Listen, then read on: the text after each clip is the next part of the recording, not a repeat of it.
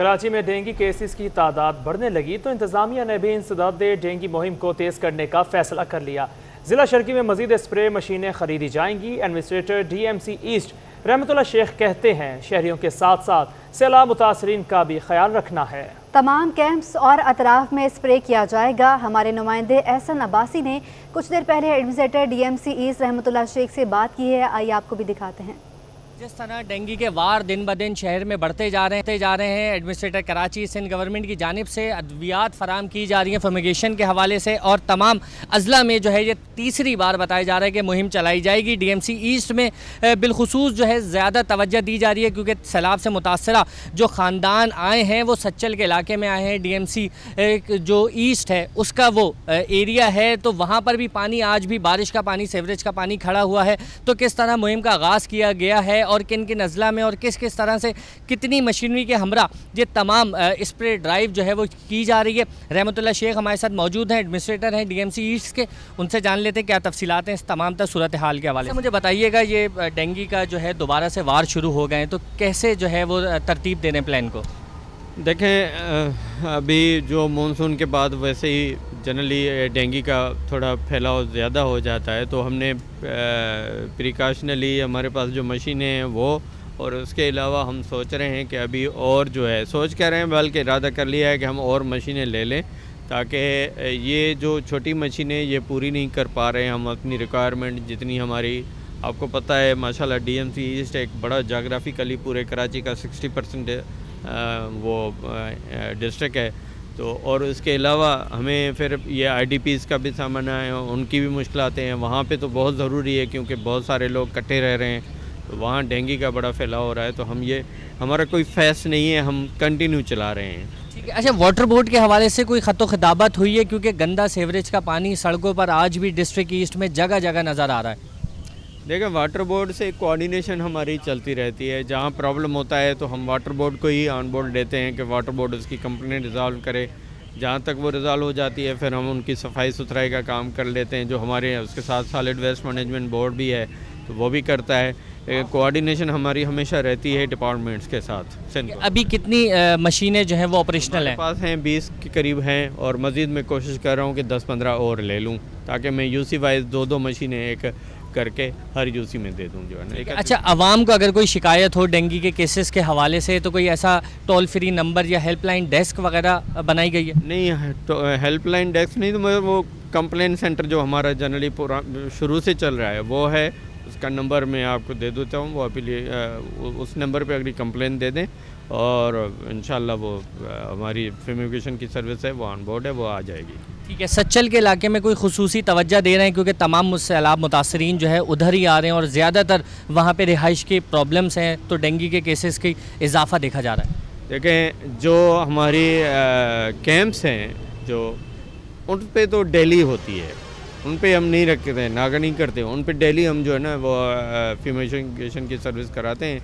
ہم چاہ رہے ہیں کہ پورے ایسٹ میں جہاں جہاں لوگ رہتے ہیں علاقوں میں وہاں پہ بھی ڈینگی پھیل گیا ہے، ایسا نہیں ہے کہ صرف کیمپس پہ ہے، ہر جگہ پہ پھیل گیا ڈینگی کی جو ہے نا وہ نمبر سب بڑھتے جا رہے ہیں، ہاسپٹلس میں زیادہ کیسز آ رہے ہیں، تو اس مد نظر رکھتے ہوئے کے ایم سی کو بھی ایڈمنسٹریٹر مرتضیٰ عباس کا شکریہ ادا کروں، اس نے مجھے کہا ہے کہ میں آپ کو فی الحال جب تک آپ پرچیز کریں تو میں آپ کو مشینز دے دوں گا اگر وہ وہاں سے آ گئی۔ متحدہ قومی موومنٹ پاکستان کے عارضی مرکز بہادر آباد میں نیوز کانفرنس آپ کو دکھاتے ہیں۔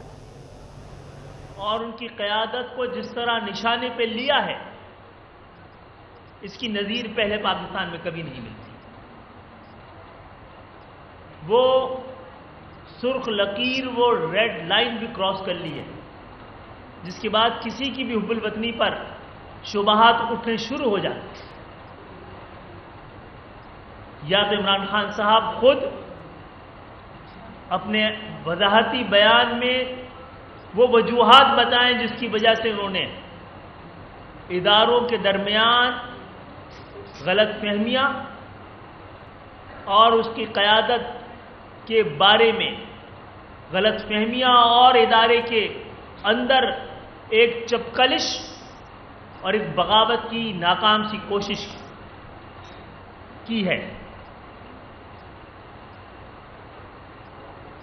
یہ صورتحال ایسی ہے کہ جس میں ایک پاکستانی کو اس صورتحال کا بڑا سنجیدگی سے جائزہ لینا چاہیے اور جواب طلب کرنا چاہیے۔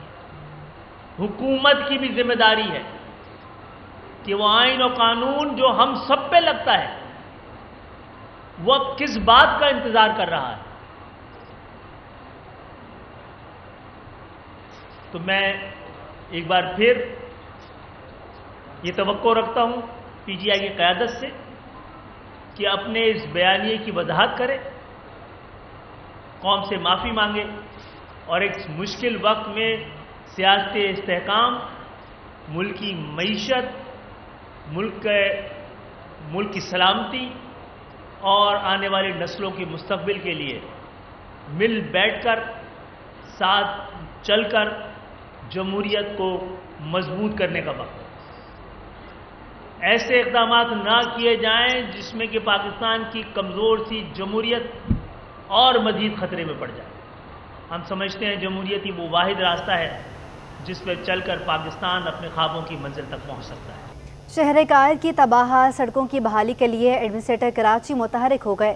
بیرسٹر مرزا وہاب نے شہر کے مختلف سڑکوں کی کارپیٹنگ کے کاموں کا جائزہ لیا۔ مرزا وہاب نے مزید کہا کہ کبھی ٹارگٹ کلنگ چلتی تھی، اب ٹارگٹ سیاست چل رہی ہے۔ شہر قائد میں مونسون کی بارشوں سے تباہ حال سڑکوں کی بحالی کے لیے ایڈمنسٹریٹر کراچی ایک بار پھر متحرک ہو گئے۔ میٹروپول ہوٹل کے اطراف کی سڑک کی کارپیٹنگ کے علاوہ ٹیپو سلطان، شہید ملت، بلوچ کالونی ایکسپریس وے، ناگن چورنگی، گلبرگ، دو تلوار، اولڈ سٹی ایریا، شارع لیاقت میں کام شروع کر دیا گیا۔ بیرسٹر مرتضی وہاب کا کہنا ہے کہ ہم نے شہر کو ایک مرتبہ پھر ترقی کی راہ پر ڈالنا ہے۔ بہت جلد شہر کی تمام سڑکیں مکمل بحال ہو جائیں گی۔ بلدیہ عظمیٰ کراچی اور تمام ڈی ایم سیز کی زیر نگرانی مرمتی کام جاری ہے۔ حالیہ بارشوں کے بعد بڑی سچویشن خراب ہو گئی تھی تو ہم نے کہا اس کو پرائیورٹی پر اٹھایا جائے۔ اسی طریقے سے ٹیپو سلطان روڈ کے اوپر کام ہو رہا ہے، شہید ملت روڈ کے اوپر کام ہو رہا ہے، بلوچ کالونی ایکسپریس وے کے اوپر کام ہو رہا ہے، صبح ناگن چورنگی کی طرف کارپیٹنگ کی گئی ہے، گلبرگ کے ایریے میں کارپیٹنگ کی جا رہی ہے، دو تلوار کی طرف کام کیا گیا۔ اسی طریقے سے اولڈ سٹی ایریا میں جو میوہ شاہ قبرستان کی طرف روڈ جاتی ہے، شارع لیاقت ہے، اس کے اوپر بہت جلد کام شروع کر دیا جائے گا۔ مختلف ایریاز میں مختلف نوعیت کے کام ہو رہے ہیں۔ ایڈمنسٹریٹر کراچی مشیر قانون و ترجمان حکومت سندھ بیرسٹر مرتضی وہاب نے ایک سوال کے جواب میں کہا کہ ہمارے یہاں مسئلہ یہ ہے کہ کبھی ٹارگٹ کلنگ چلتی تھی، اب ٹارگٹ سیاست چل رہی ہے۔ میں سمجھتا ہوں کہ لوگوں کی بہتری ہمارا ٹارگٹ ہونا چاہیے۔ ہمارے یہاں مسئلہ یہ کبھی ٹارگٹ کلنگ چلتی تھی، اب ٹارگٹ سیاست چل رہی ہے۔ میں سمجھتا ہوں اس طرح سے مسائل حل نہیں ہوتے، مشکل وقت ہیں۔ آپ دیکھ سکتے ہیں ملک میں سیلاب کی کیفیت ہے، آدھا صوبہ سندھ جو ہے بدقسمتی کے ساتھ اس وقت جو بارش کی تباہ کاری ہے اس سے پریشانی میں مبتلا ہے، لاکھوں کی تعداد میں لوگ بے گھر ہوئے ہیں۔ اس موقع پر لوگ اپنی اگر ٹارگیٹڈ سیاست کریں گے تو میں سمجھتا ہوں یہ چیز پراپر نہیں ہے۔ مرتضی وہاب نے خصوصی گفتگو کرتے ہوئے کہا کہ لوگوں کو شہر میں کام ہوتا ہوا نظر بھی آ رہا ہے۔ الحمدللہ جو بھی صورتحال تھی اسی انتظامیہ نے اس کا سامنا کیا ہے۔ کیمرامین فیصل کے ہمراہ محمد کامران، سٹی 21۔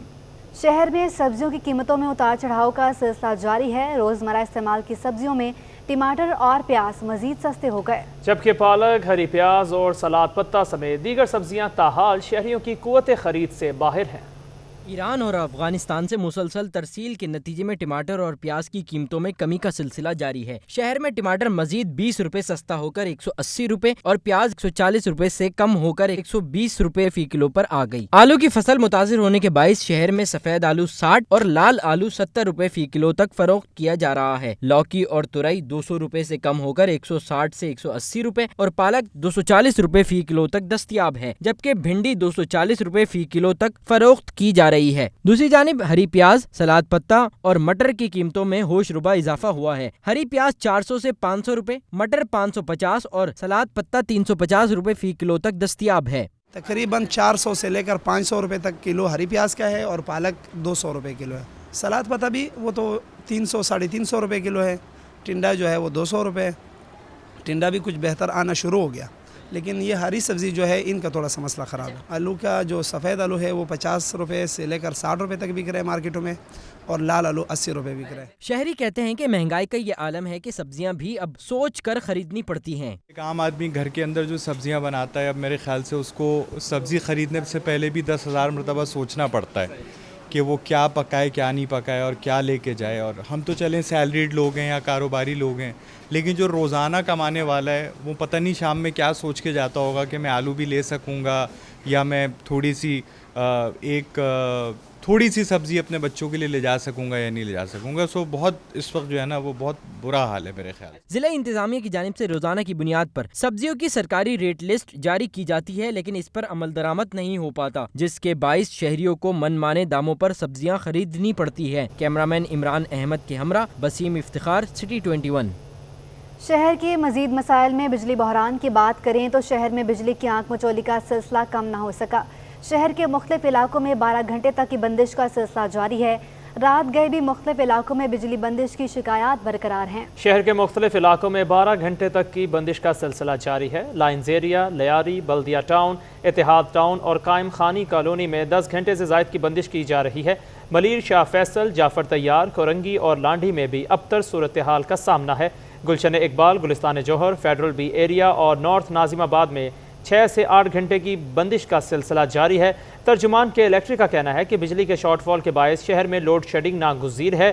شہر میں کہیں بھی غیر اعلانیہ بندش نہیں کی جا رہی.